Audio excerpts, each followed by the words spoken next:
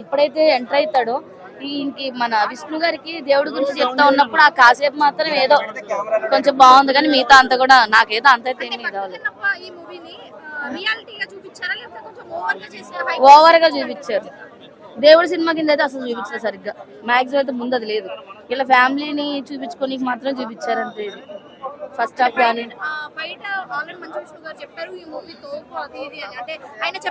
ఏమంటే నేను ఒకటి చెప్తానండి. ఇప్పుడు నేను ఏమనుకుంటానంటే, నేను ఏదో ఒక చిన్న షార్ట్ ఫిల్మ్ చేశాను ఫర్ ఎగ్జాంపుల్ చెప్తున్నా. నేను ఏం చెప్తా, బాబు నేను చేసిన షార్ట్ ఫిల్మ్ ఇంకేంటి వెళ్ళిపోతుంది, వ్యూస్ వెళ్ళిపోతుంది, లక్షల్లో పోతుంది, కోట్లలో పోతుంది అంట. అది ఎవరో తెలుస్తుంది, మీకు తెలుస్తుంది, నాకు తెలుస్తుందా?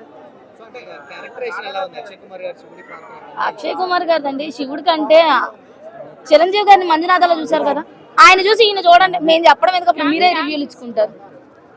చిరంజీవి గారికి ఈయనకి ఎంత మాత్రం అసలు ప్రభాస్ గారి కోసం ఎంత మాత్రం ఎక్కువ ఇస్తాం. మోహన్ బాబు గారి యాక్టింగ్ బాగుంది. ఆయన ఎప్పుడు యాక్టింగ్ కింగ్ కదా, ఆయన తోపు. ఆయన అయితే ఆయన పిల్లలకి రాలేదు.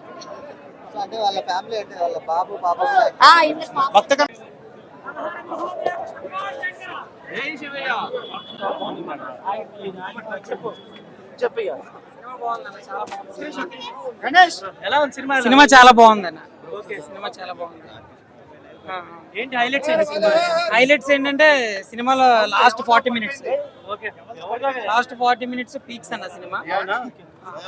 అంటే 40 మినిట్స్ కూడా అలా ఎలివేట్ అవ్వడానికి క్యారెక్టరైజేషన్ చాలా ఇంపార్టెంట్.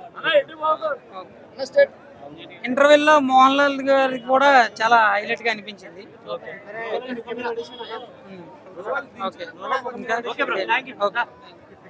ఇంకేంటన్న సినిమా చాలా బాగుంది. సినిమాలో అన్ని బాగున్నాయి అన్న. విష్ణు గారి యాక్టింగ్ చాలా బాగుంది, ప్రభాస్ గారి యాక్టింగ్ యాజ్ యూజువల్ గా చాలా బాగుంది, రుద్ర క్యారెక్టరైజేషన్ చాలా బాగుంది, సాంగ్స్ కూడా చాలా బాగున్నాయి. ఓకే, నెక్స్ట్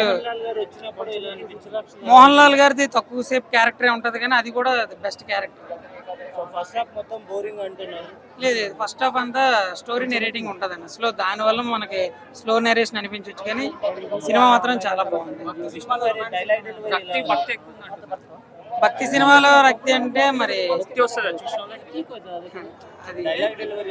డైలాగ్ డెలివరీస్ కూడా చాలా డైలాగులు కూడా చాలా బాగా రాశారు.